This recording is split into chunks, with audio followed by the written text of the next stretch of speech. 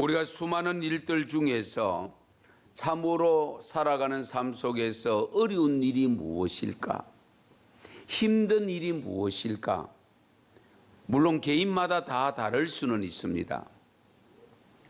여러분 스스로 지금까지 살아온 데 가장 어려운 일이 어떤 일이었습니까? 생각이 되십니까? 제가 보기에는 남을 사랑하는 일입니다. 정말 남을 사랑하는 일 어렵습니다. 그러면 남이 아닌 가족 사랑은 쉬우냐? 가족 사랑도 쉽지 않습니다. 친구 사랑도 쉽지 않습니다.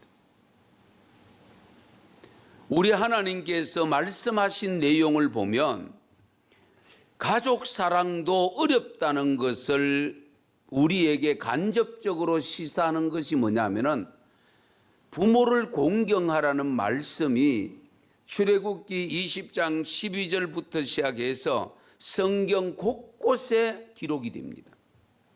우리가 그렇잖아요. 누구든지 흔히들 잘할 수 있는 것 같으면 말씀을 그렇게 강조하실 이유가 없죠.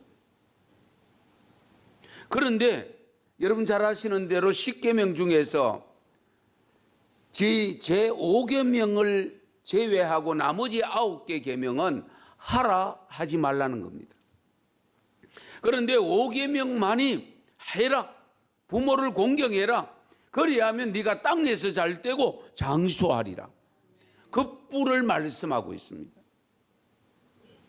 잘하는 것 같으면은 그 뿔을 해가지고 다 어떻게 다 주시겠어요? 그렇지 않습니까? 귀하니까 상이 있는 것이지.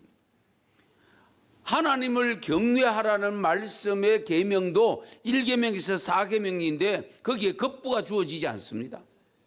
그런데 5계명을 시작하면서 부모를 공경하라고 하는 이 계명만큼은 급부가 주어집니다. 네가 땅에서 잘 되고 장수하리라. 이건 무엇을 의미하느냐? 그만큼 부모 공경하는 것, 부모 사랑하는 것이 쉽지 않다는 겁니다. 쉽지 않음으로 말미암아 그 쉽게 하도록 하기 위해서 이 급부를 제시한 겁니다. 그런데요, 이 십계명에 주신 이 말씀을 또다시 모세는 이제 이스라엘 백성들을 데리고 40년 광야 생활을 하고 요단강가에 가서 진을 치고 있는데 요단강만 건너면 가나안 땅에 들어갈 때에 그 직전에 요단강을 건너서 가나안 땅에 들어가서 지켜야 될 규례가 신명기 있습니다. 그 신명기를 바로 요단강 건너기 전에 하나님께서 모세를 통해서 주신 계명인데 이 부모의 계명을 다시금 모세를 통해서 또 하게 됩니다. 그것이 신명기 5장 16절인데요. 한번 같이 읽겠습니다. 너는 내 하나님 여호와께서 명령한 대로 내 부모를 공경하라. 그리하면 내 하나님 여호와가 내게 준 땅에서 내 생명이 길고 복을 누리리라. 아멘. 그 십계명 한번 주셨으면 됐지. 그런데 또다시 가나안 땅에 들어가야 가서 지켜야 될 규례를 말씀하시면서 또 여기 신명기에서 반복을 합니다. 이 부모 공경을 통해서 하나님이 약속한 대로 복을 받은 사람, 성경 속에서 여러분들 지적하라고 하면 누굴 지적하겠습니까? 저는 룻입니다. 예. 여러분 잘 아시는 대로 룻은 모압 여인입니다. 하나님을 모르는 이방 여인입니다. 그런데 이스라엘 땅에 기근이 들어서 그 기근을 임시적으로 피해서 도망갔다기보다는 잠깐 그 어려움을 극복하기 위해서 엘리멜렉 가문이 그 아내가 나옴이잖아요. 그리고 아들 말론과 기론 이 네 식구가 그 모압 땅으로 건너갑니다. 모압 땅에 건너갔었을 때에 거기에서 그냥 기근만 끝나고 바로 돌아온 것이 아니고 약 10여 년을 거기에 살게 되는데 그 사이에 많은 일들이 발생합니다. 두 아들을 통해서 며느리를 보았습니다. 그 이방 여인 모압 여인입니다. 그리고 난 다음에 문제는 이 가장 엘리멜렉이 죽습니다. 그 죽고 난 다음에 두 아들도 연달아 죽습니다. 남은 사람은 나오미와 두 며느리밖에 없는데, 나오미는 이스라엘 사람이고 두 며느리는 모압 여인입니다. 나오미 입장에서 보면 지금 모압에서 혈혈단신 자기 혼자밖에 없습니다. 그리고 이 두 여인을 만약에 고향 땅으로 데리고 간다고 하면은 두 여인도 친정이고 무슨 형제고 이스라엘 땅에는 아무도 없습니다. 다만 이제 시어머니 된 나오미, 부부간에도 헤어지면 남남이라고 하는데 그 시어머니가, 남편 없는 시어머니가 무슨 의미가 있겠어요? 그래서 나오미가 도저히 생각하다가 안 되겠다, 귀국해야 되겠다. 여러분 한번 생각해 보십시다. 그런 상태에서 베들레헴 고향 땅을 찾아갔을 때에 어떤 말을 들을 것 같습니까? 세 남자 다 잡아먹었다. 그 소리 안 듣겠어요? 그런 의미에서 정말 가고 싶지 않았을 겁니다. 그럼에도 불구하고 여기에 혼자 있어야 될 이유도 없는 겁니다. 그래서 마음의 결단을 하고 이제 고향 땅 베들레헴으로 올라가려고 할 때에 두 며느리가 같이 가겠다고 따라 났습니다. 참 감사하지요. 그렇잖아요. 여러분 같으면 가겠어요? 어머님 잘 가있어. 난 친정 식구도 여 있고 친구들 여 다 있고 나는 고향 땅에 살겠습니다. 그러지 않겠어요? 그런데 이 나오미가 아무리 생각해도 말은 고맙지만은, 그러나 내가 너희들 데리고 가서 남편을 새로 낳아가지고 내가 지금 아들을 낳아 줄 수 있는 형편도 아니고 어린 아들이 있는 것도 아니고, 그러니까 너희들 여기 있어라. 그럴 때에 이 기론의 아내인 오르바는, 며느리는 그 어머니의 말씀을 듣고 인사하고 돌아갑니다. 그런데 이 말론의 아내였던 룻이 나는 어머니를 따라가겠습니다. 몇 번이나 그렇게 간곡하게 부탁을 해도 따라가겠다고요. 그 따라가겠다고 하면서 고백한 내용이 룻기 1장 16절입니다. 뭐라고 고백하느냐? 내게 어머니를 떠나며 어머니를 따르지 말고 돌아가라 강권하지 마옵소서.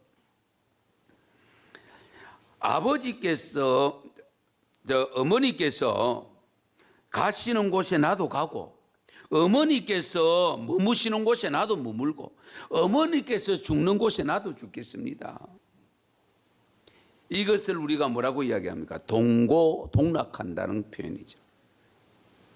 그러니까 시어머니 나오미도 얘는 더 이상 안 되겠구나. 그러면 같이 가자. 그래서 베들레헴에 올라갔습니다. 올라가서 뭐 동네방네 떠들고 다닐 수도 없고, 그래서 이 며느리 룻이 결국은 이 동네의 밭에 나가서 살짝 일을 하고 받은 그것 가지고 어머니를 봉양하고, 그 사이에 결국 예루살렘에, 참 베들레헴에 다 퍼졌습니다. 이 소문이 다 퍼졌습니다.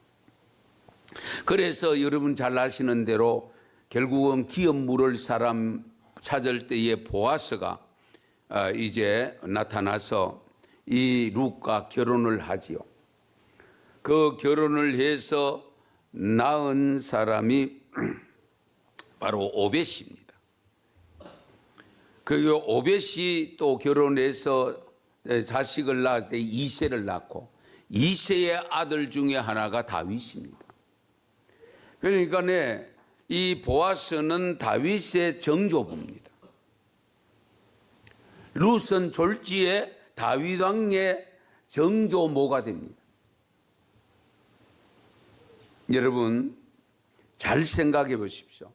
그 다윗의 후손에서 누가 태어나죠? 예수님이 태어났습니다.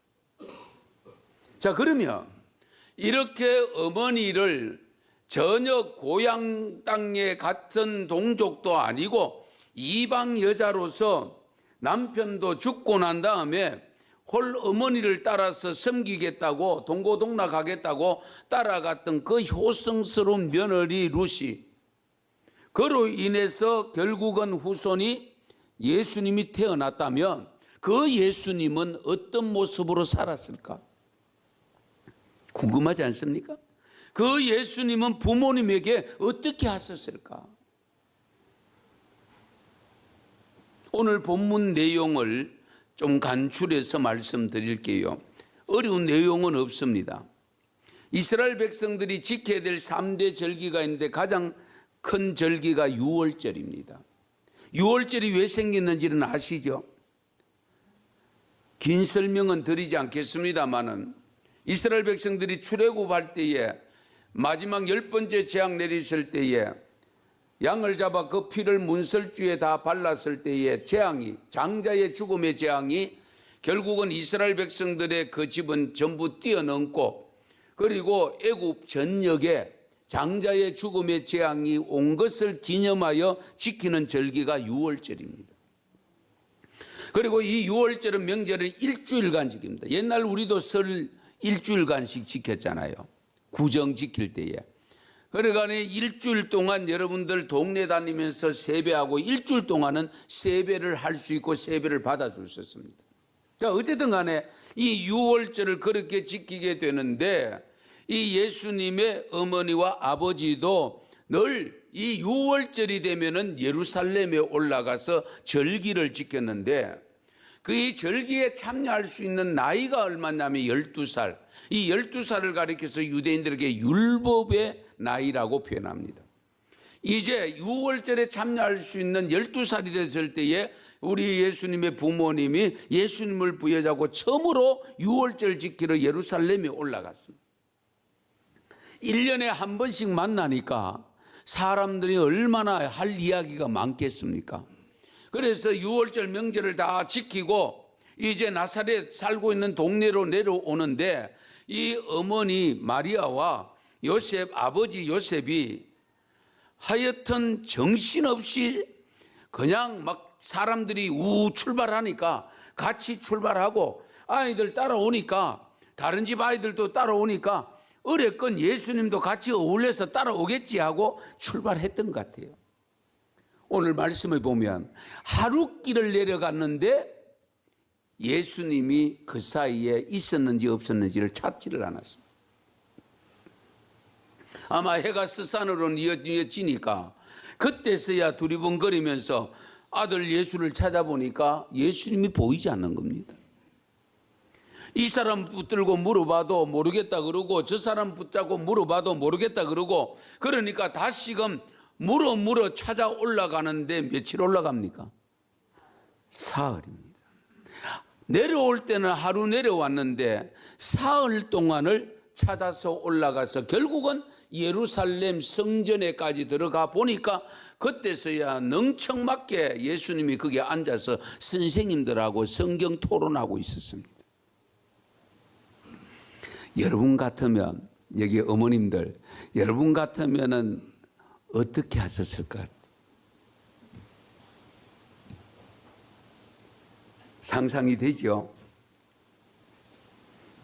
아마 보통 엄마들 같으면 그 자리에서 바로 고함 질렀을 겁니다. 그리고 아마 들어가서 손 잡고 끄집고 나오면서 아마 몇 차를 때렸을 겁니다. 그런데 오늘 말씀에 보면 어머니 마리아가 아주 정중하게 이야기합니다. 아이야, 어찌하여 우리에게 이렇게 하였느냐? 보라, 내 아버지와 내가 근심하여 너를 찾아노라. 그럴 때에 우리 예수님은 그래요, 잘못됐어요, 그렇게 이야기하지 않습니다. 오늘 말씀 49절을 보면 어찌하여 나를 찾았습니까? 아니 사흘 동안이나 안 보이는데 자기를 안 찾고 어떻게 하겠어요? 안 찾으면 이상한 부모지. 그러면서 이어서 하는 말씀이 뭐냐면, 내가 내 아버지 집에 있어야 될 줄을 몰랐습니까? 예수님의 이 말을 들은 부모님들은 무슨 뜻인지를 몰랐다라고 성경에 기록합니다. 내가 아버지의 집에 있는 것을 몰랐습니까? 있어야 될 줄을 몰랐습니까? 이 말을 들었을 때에 보통 우리들 같으면 아마 화가 더 치밀어 올랐습니다. 말이라도 안 하면 밉진 않아지. 그렇잖아요? 대꾸를 하지 말아야 되지. 잘못했다는 빌기만 빌어야 되지. 그런데 여기서 중요한 사실을 우리에게 가르쳐 줍니다. 우리 부모님들도 오늘 말씀에서 배워야 될 것입니다. 적어도 믿음을 가진 우리의 자녀들이 교회에 있다고 하면 일단은 안심하시고 감사하시고, 아이고 그래 교회에서 뭐 하지? 우리 아이들하고 친구들하고 놀고 있어요. 그래 잘 놀아. 청소하고 있어요. 그래 청소 열심히 해. 성경 공부하고 있어요. 그래? 아이고 내가 갔다 오면 맛있는 거 사줄게. 이래야 되지 않겠어요? 그런데 야, 지금 중간고사 언제지? 네 정신 있나 없나? 이런 식으로 다그치는 부모님들이 계신다니까요. 이 점을 우리가 삼가 조심하셔야 됩니다. 예수님께서 하신 말씀, 내가 아버지 집에 있어야 될 줄을 몰랐습니까? 여러분 3일 동안에 거기에 예루살렘의 성전에 머물러 있었으면 엄마 아버지가 얼마나 걱정했을까를 알지 않습니까? 예수님도. 그럼에도 불구하고 거기에 머물러 있었다는 것은 결국 우리들에게 무엇을 가르쳐 주시기 위함입니다. 그럼 무엇을 가르쳐 주시기 위함이냐? 우리가 사는 삶의 중심이 성전 중심, 교회 중심이 되어야 된다 하는 것을 가르쳐 주신 거예요. 이것을 우리가 놓쳐버리면 안 돼요.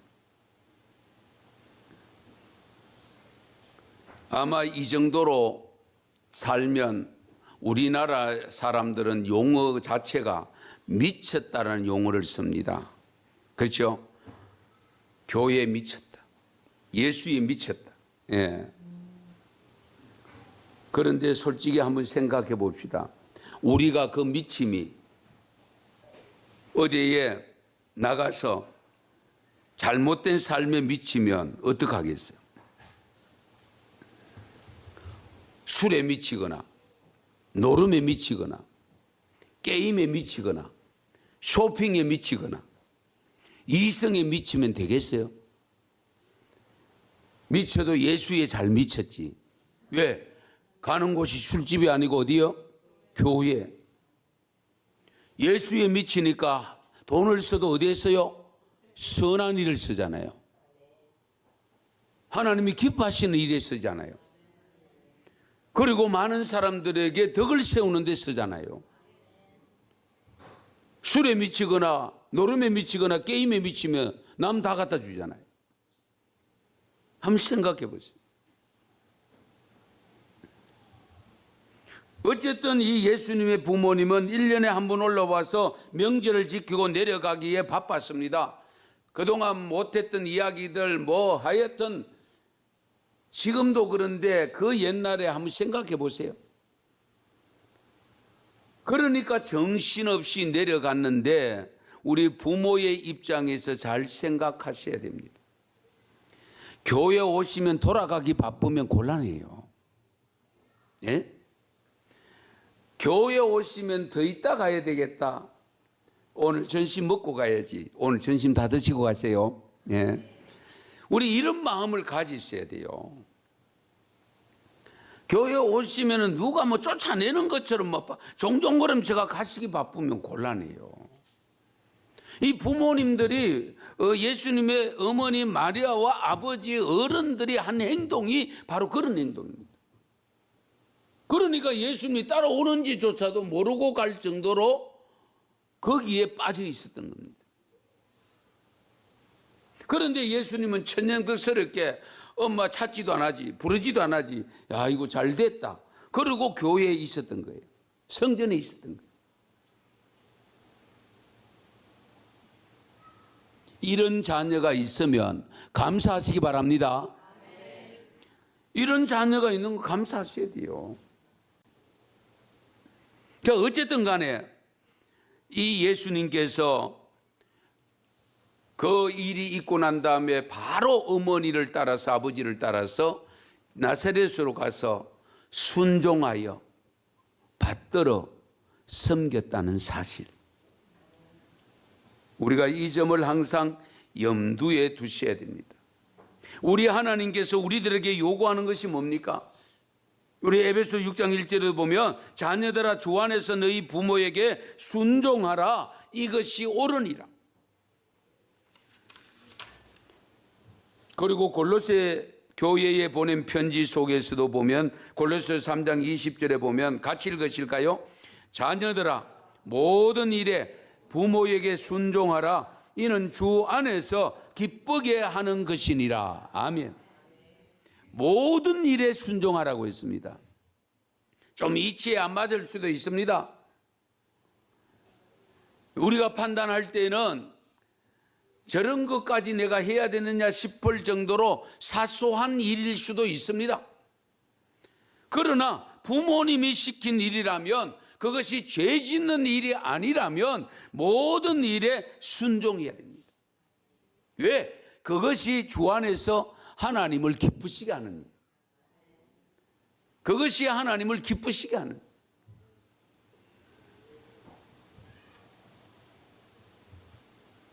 자녀를 버리는 부모도 큰 문제지만 특히 자녀들이 엄마 아버지를 자기 손으로 아니면 흥신소 같은 심부름 센터에 맡겨서 죽이는 사람들은 정말 없어져야 될 사람들이고, 이런 사건들은 일어나지 말아야 될 사건들인데 안타까운 것은 종종 발생하고 있다는 현실입니다.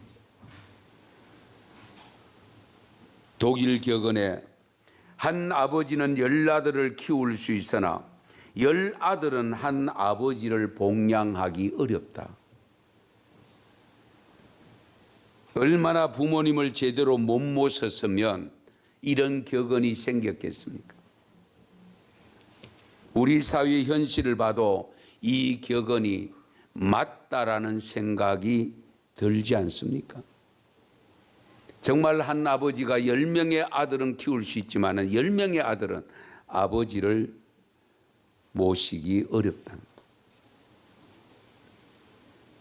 사랑하는 성도 여러분, 특히 부모님을 곁에 두고 계시는 자녀 여러분, 예수님을 본받아 부모님을 무시하지 마시고 그러면서 받들어 순종하는 삶으로 효도하셔서 하나님의 복을 받아 누릴 수 있는 가정이 될 수 있기를 축원합니다. 축복합니다. 기도드리겠습니다.